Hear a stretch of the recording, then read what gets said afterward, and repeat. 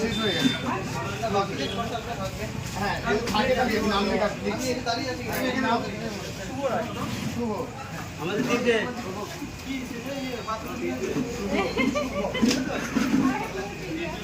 আচ্ছা আর এদিকে কিছু পয়সা দিয়ে